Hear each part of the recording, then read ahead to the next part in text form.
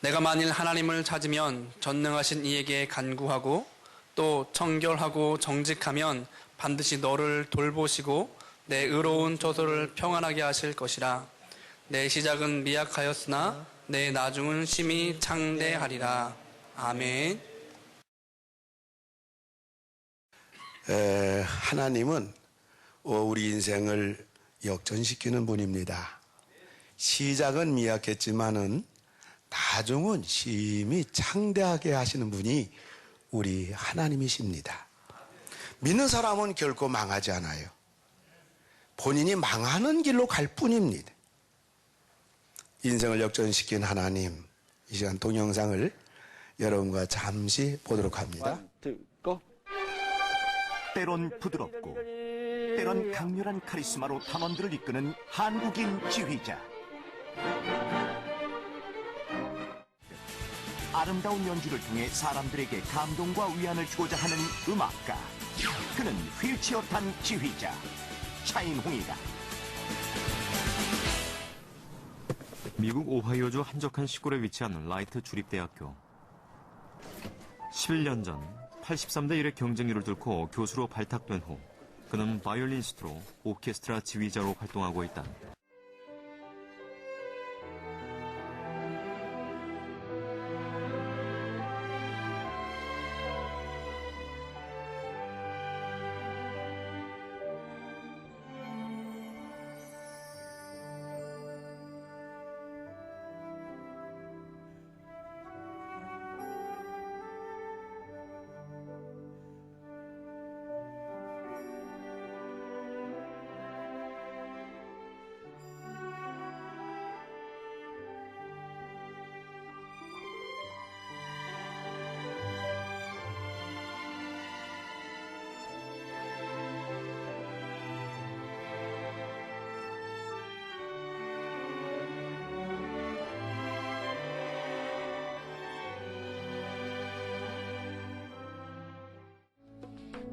대전의 재활원에 있던 그를 찾아와 바이올린을 가르쳐준 강민자 선생이 그의 인생을 바꿔놓았다. 정말 그분의 그 은혜는 너무 큰 거죠. 처음 음악을 바이올린을 잡게 된 그 계기는 이 선생님이 아니었으면 그것은 뭐 거의 100% 불가능하다고 보거든요.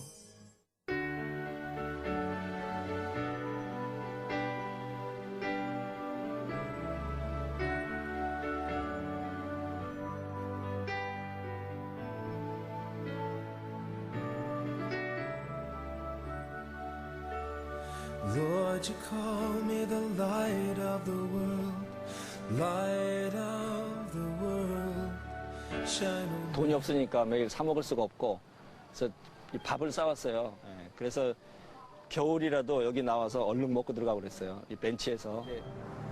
정식 학교라고는 이 대학을 처음 와본 겁니다. 그래서 그런 기억이 지금 이렇게 눈물이 날아갈 정도로. Lord, you call me the light of the world, light of the world, shine on me, let me be the light of the world. Lord, you call me the light of the world, light of the world, shine on me, let me be the light of the world. A light that shines in the dark, shines for all the world to see. A city set on a hill cannot be hidden. 내가 이렇게 성공하는 걸 미국 대학의 교수가 되고 이런 거 못 보시고 돌아가셨으니까 이제 그게 마음이 아프고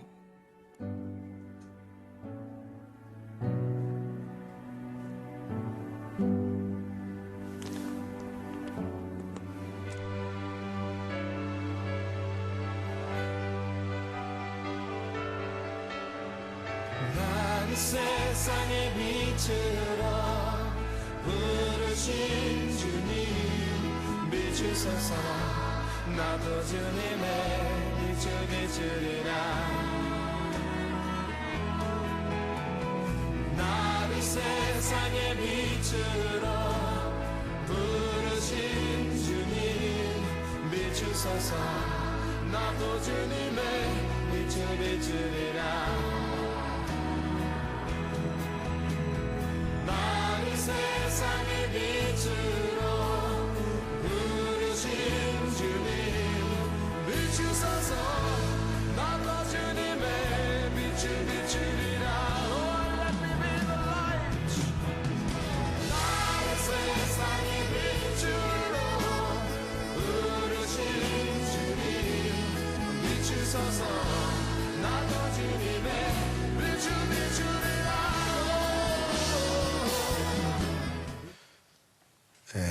그리스도인은 오늘이라는 현실을 어떻게 하느냐에 따라서 장래가 결정이 됩니다.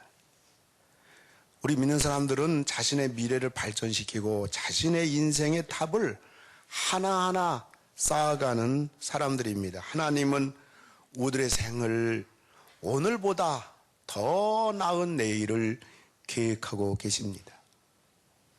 꿈 같은 미래의 축복은 우리가 오늘 어떻게 하느냐에 따라서 결정이 되는 겁니다. 오늘 저는 본문을 통해서 처음보다 나중이 이런 제목 가지고 말씀을 드리려고 합니다. 우리가 처음보다 나중이 더 좋아져야 됩니다. 그러려면 우리가 어떻게 해야 되겠는가? 오늘 본문을 통해서 처음보다 나중이 더 좋아지는 비결을 우리들에게 자세히 가르쳐 주고 있습니다. 첫째는 불평이 아니라 감사여야 합니다. 7절에 네 시작은 미약하였으나 이렇게 되어 있습니다. 시작이 미약하다 보니까 별 볼 게 없다는 얘기죠. 가진 거 없단 말이죠. 뭐 배운 것도 넉넉하게 부모에게 물려받은 것도 환경, 여건 모든 것 생각해 보면 내놓을 것이 아무것도 없는, 모든 게 내 마음에 들지 않아요. 사람이 이 정도가 되면 입에서 나오는 것이 불평입니다. 짜증 부리고 혈기를 부리고 입이 거칠어집니다. 그러나 우리가 처음보다 나중이 좋아지려고 할 것 같으면 우리는 어떤 상황이라 할지라도 감사하고 감사하고 감사하고 감사하고 감사하고 할렐루야 감사해야 돼. 감사하는 게 신앙이 아니겠습니까? 불평은 불신앙이 아니겠습니까? 감사는 하나님을 믿기 때문에 하는 것이 아닙니까? 불평은 자신을 바라보고 환경만 보기 때문에 하는 것이 아니겠습니까? 그러므로 감사한다는 것은 하나님이 내 인생을 좋게 해 주실 줄 믿는 믿음을 가지고 감사하는 겁니다. 불평하는 사람들의 환경을 보면 결코 불평할 것만 아니에요. 그리고 감사하는 사람들의 환경을 보면 모든 것들이 전부 다 감사할 것이기 때문에 감사하는 게 아니에요. 사람은 불평하자 보면요, 밑도 끝도 없어요. 사람들이 감사하려고 하면요, 감사할 게 한두 가지 아니에요. 여러분들이 인생길 살아갈 때 오늘보다 내일이 처음보다 나중에 더 좋아지기 원하면 아멘 하시기 바랍니다. 하나님 앞에 오른손 높이 들고 크게 믿음으로 아멘 하시기 바랍니다. 그러려면요, 우리가 하나님 앞에 계속 감사를 쏟아부어야 돼요.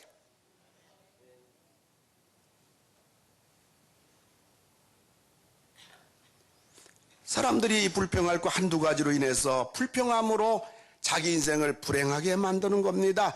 불평하는 거 보면 대단한 것도 아니에요. 부부간에 싸우는 걸 봐도 그래요. 전혀 싸울 건덕거리가 아니에요. 아무것도 아닌 거 가지고 티격태격 하루, 일주일, 한 달 이렇게 가정이 어둡게 힘들게 만드는 걸 보면 아무것도 아닌 거 가지고 그렇습니다. 그러므로 우리는 무슨 일을 만나든지 감사해야 됩니다. 여러분, 감사는 기적입니다. 감사는 믿음이에요. 믿기 때문에 감사하는 겁니다. 감사는 곳은 천국이 되는 것입니다. 감사는 축복입니다. 하나님은 감사하는 사람에게 축복해 주는 줄 믿으시기 바랍니다. 감사는 화목이에요. 감사하는 사람 싫어하는 사람이 있나요? 감사한 사람을 멀리 하려고 하는 사람이 있나요? 그러므로 감사를 많이 하는 사람 주변에는 사람들이 모여들며 그런 사람을 좋아하고 그런 사람을 존경하고 그런 사람의 친구가 되어지고 싶고 그런 사람을 통해서 위로받고 싶어지는 것입니다. 그러므로 감사는 화목인 것입니다. 그래서 성경은 말합니다. 데살로니가전서 5장 18절 보면 범사에 감사하라. 이것이 그리스도 예수 안에서 너희를 향하신 하나님의 뜻이니라. 우리는 무슨 일을 만나든지 하나님 앞에 감사해야 돼. 그러므로 불평은 완전히 무덤에 묻어버리고 이제부터는 여러분 묻혔던 감사를 하나님 앞에 계속 어떤 일을 만나든지 감사. 가정에서도 여러분 입에서 나오는 것은 잔소리가 아니라 불평과 원망이 아니라 여러분 집에서도 환경이 어떠해도 감사하고 계속 감사. 여러분들이 뿐만 아니라 교회 안에서 뿐만 아니라 여러분이 사회생활하면서 누굴 만나든지 어떤 상황이든지 범사에 감사할 때 그것이 하나님의 뜻이 돼가지고 하나님 뜻이라면 하나님 개입한단 말입니다. 하나님이 개입하면 가만히 있잖아요. 그분은 해결해주고 도와주고 기적을 일으켜주는 줄 믿으시기 바랍니다. 그러므로 처음보다 나중에 좋아지려고 하면 우리는 불평이 아니라 우리는 감사해야 됩니다. 뿐만 아니라 두 번째로는 교만이 아니라 겸손해야 됩니다. 5절에 보면 네가 만일 하나님을 찾으면이라고 했어요. 하나님 찾는다는 것은 겸손한 사람 아니겠습니까? 이 사람은 무슨 일을 만나든지 하나님 찾아요. 그래서 어떻게 합니까? 오늘 본문을 빌면 전능하신 이에게 간구하고라고 했습니다. 하나님을 전능하신 분으로 여기는 겁니다. 이런 사람이 어떻게 교만할 수가 있겠습니까? 우리 환경은 다양할 수가 있어. 신앙생활 한다고 환경이 다 좋아지는 건 아닌 것입니다. 어떤 사람 병들기도 하고 사업에 문제점이 생기기도 하고 원치 않은 환경이 주어지기도 하고 그래서 하나님 왜 나여야 합니까? Why me? 왜 나여야 합니까? 왜 나에게 이런 환경이 주어졌습니까? 라고 절규할 수도 있습니다. 이 세상에서 내가 가장 불행하다고 여겨질 때도 있습니다. 이때 우리가 어떻게 해야 되겠습니까? 네가 만일 하나님을 찾으면 조건부입니다. 이럴 때 어떤 상황이 막론하고 우리가 하나님을 찾을 때 하나님께서 그때 하나님이 개입하셔서 우리를 도와주시고 일으켜주시고 해결해주시고 성공하게 하시고 부자 되게 하시고 건강하게 하시고 자녀 잘 되게 하시고 내 인생을 펼쳐주는 것입니다. 지난 목요일에 중국에서 오면서 상공 1만 미터 위에서 제가 기내에서 사진을 찍었습니다. 밖에 보니까 너무 아름다웠어. 기내에서 성경을 보며 하나님 앞에 기도하면서 잠시 눈을 들어서 창문 밖을 보니까 온 천지가 구름이 띄어 있어. 그래서 하나님 지으신 세계 너무너무 아름답다. 그래서 얼른 스마트폰을 꺼내가지고 사진을 찍었어요. 저 1만 미터, 10km, 땅에서 높이가 10km, 비행기 최고의 고도 1만 미터입니다. 10km입니다. 그런데 지구에서 가장 가까운 행성이 달입니다. 지구에서 달까지는 그럼 거리가 얼마나 될까? 38만 3천 킬로예요.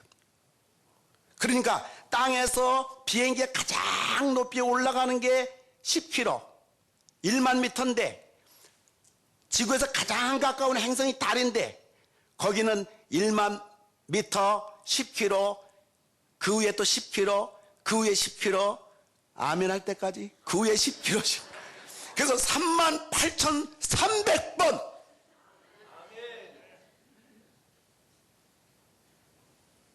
지구에서 달까지, 가장 지구에서 가까운 달까지.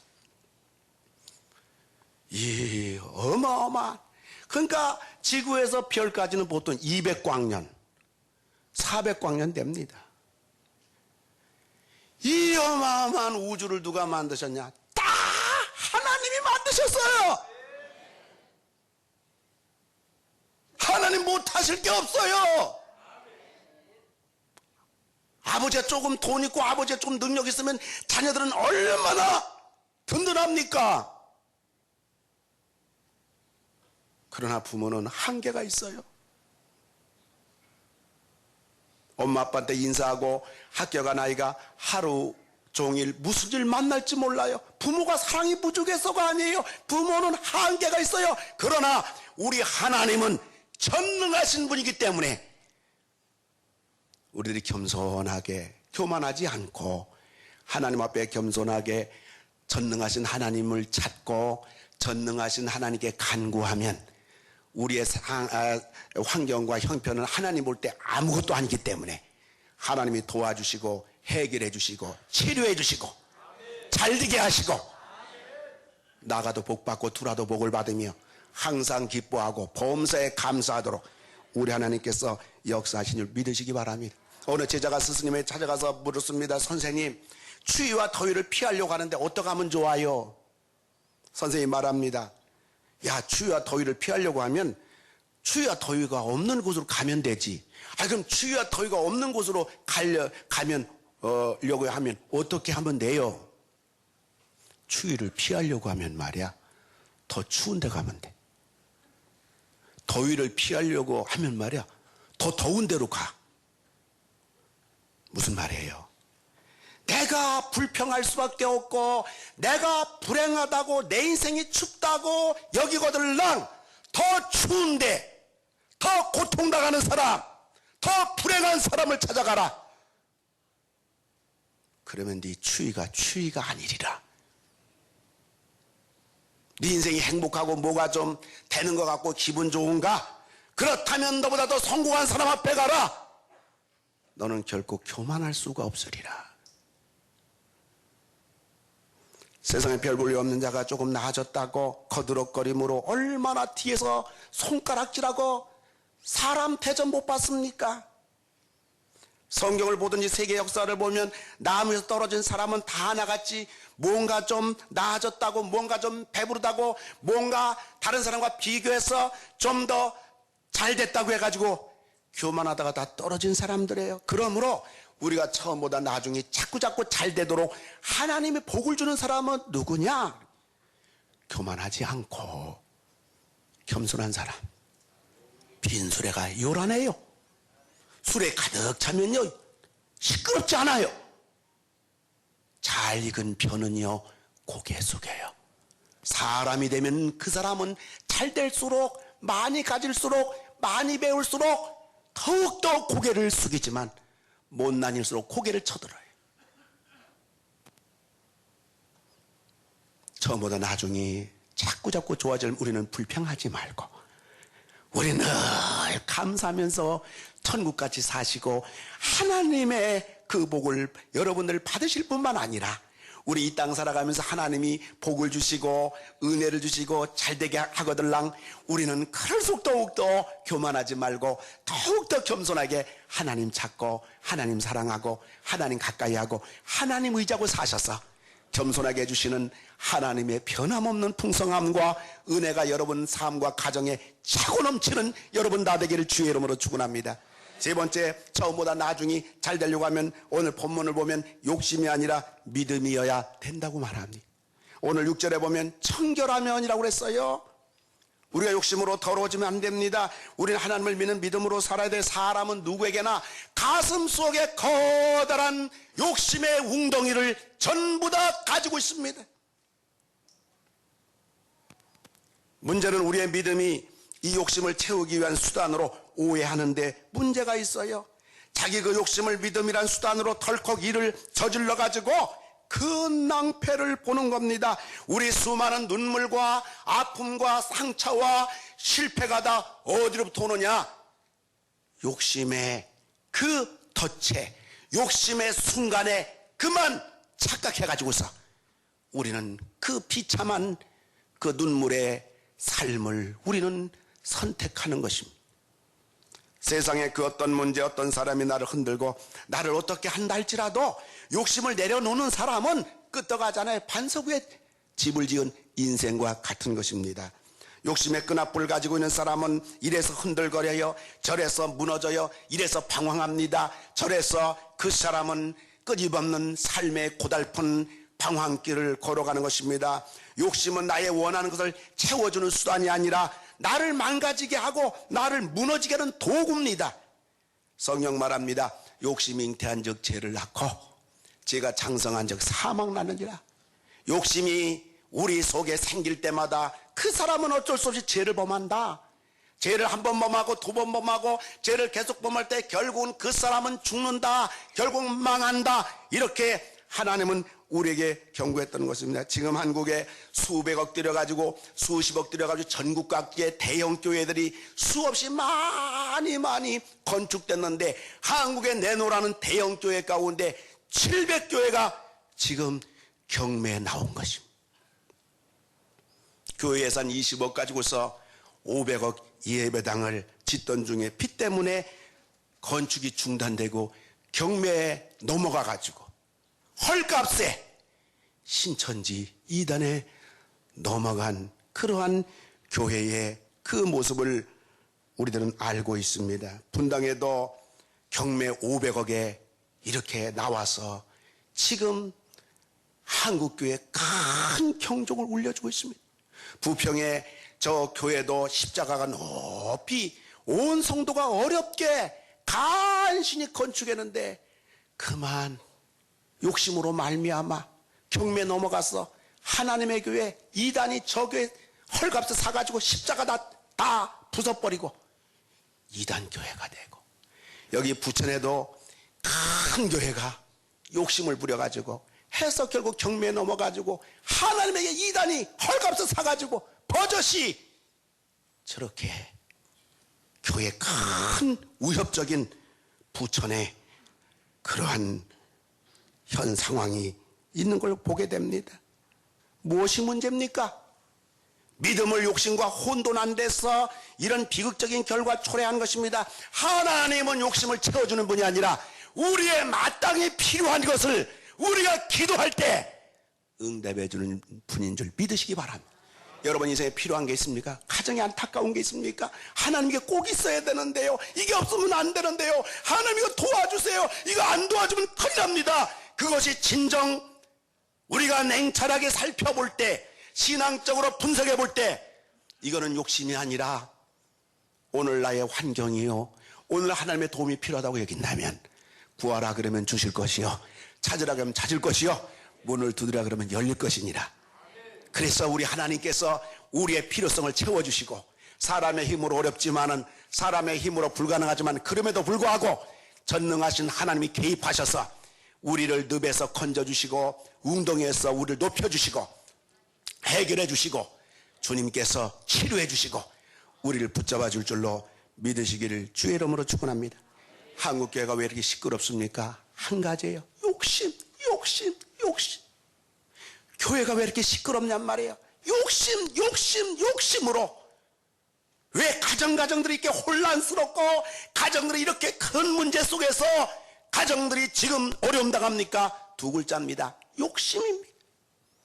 남편이 욕심을 내려놓고요, 아내 사랑 안 할 수 없어요.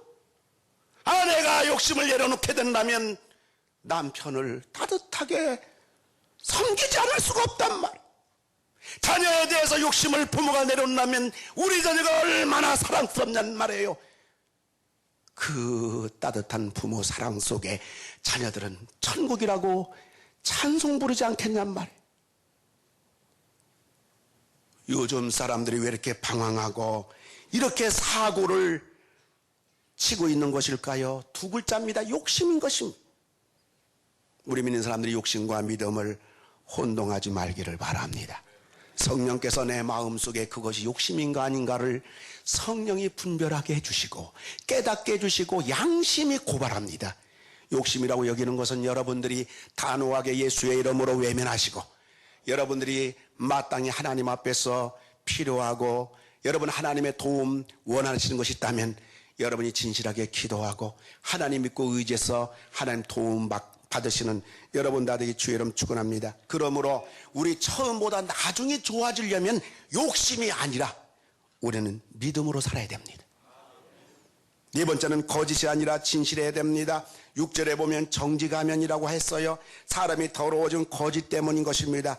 욕심과 거짓은 한 형제입니다. 사람 욕심 이루기 위해서 거짓말합니다. 그래서 무엇이 됐단 말입니까? 결과가 무엇이란 말입니까? 결국 거짓으로 출발된 것은요, 나중에 보면요 다 불행해지는 것입니다. 아나니아 삽비라 부부가 베드로 사도 앞에서 거짓말합니다. 사도행 5장 3절에 보면 사탄이 네 마음에 가득하여 네가 성령을 속이고 사탄 속이고 뿐만 아니라 5장 4절에 보면 사람에게 거짓말한 것이 아니요 하나님께로다 거짓말. 결과 뭡니까? 5장 5절에 보면 아니아가 이 말을 듣고 엎드려져 홀이 떠나니 죽었단 말이에요. 아내도 마찬가지예요. 5장 7절에 보면 3시간쯤 지나 그의 아내가 그 일어난 일을 알지 못하고 들어와서 또 거짓말합니다. 5장 8절에 보면 네 남편을 장사하고 오는 사람들의 발이 문 앞에 이르렀으니 또 너를 메어 내가리라. 부부가 한날 한시에 다 죽어버리고 말았어. 여러분, 우리는 할 수 있는 대로 진실해야 돼요. 속과 겉이 다르면 안 돼. 이거 다른 만큼 결국은 자기 파멸해요. 뭐 정직하다고서 얘 미주알 고주알 그저 정직하다고서 그저 마음엔 주책 없이 그냥 그저 그냥 수다장이 되고 그게 정직한 겁니까? 우리 양심에 우린 정직의 선을 항상 그어놓고 내 양심에 하나님 앞에서 정직의 선을 여러분들이 넘지 않는 언제나 정직의 선 안에 거하시는 여러분들 하나님 앞에서 사시는 여러분 다 되기를 주의 이름으로 축원합니다. 얼마나 말을 잘하느냐? 아니요. 얼마나 한마디 하더라도 정직하냐? 얼마나 많은 말을 하냐가 아니요. 우리는 한마디 하더라도 하나님이 복 주시는 말은 정직한 말인 것입니다.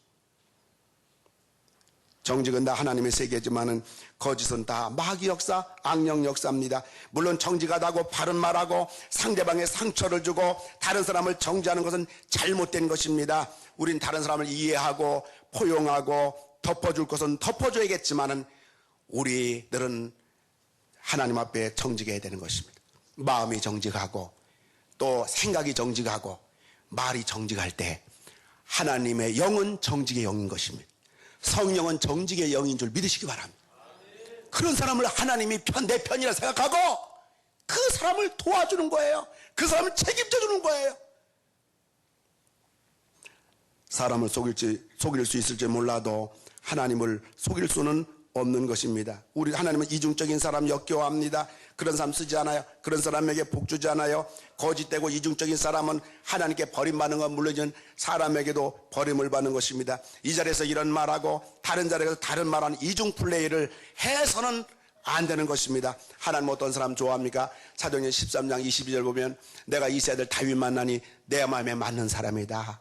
내 뜻을 다 이루리라. 왜 하나님이 다윗을 내 마음에 든다고 했는가? 시편에 보면 다윗이 고백합니다. 하나님, 내 마음의 진실을 받아주시옵소서.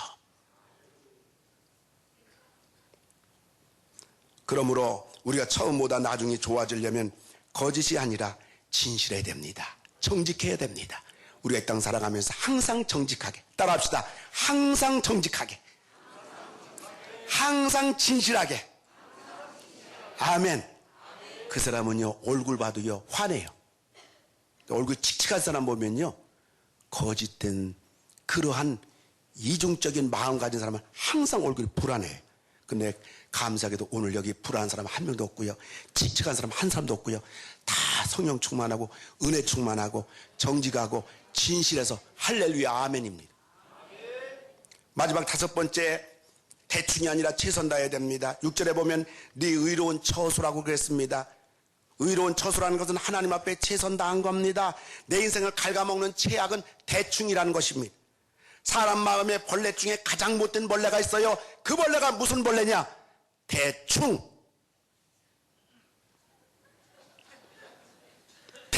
대충.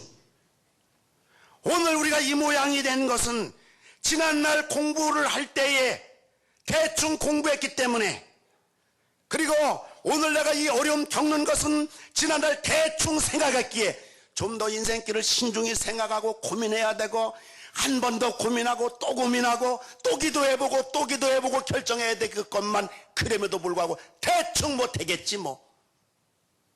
일단 결단하면 뭔가 그 다음 잘 되겠지? 아닙니다.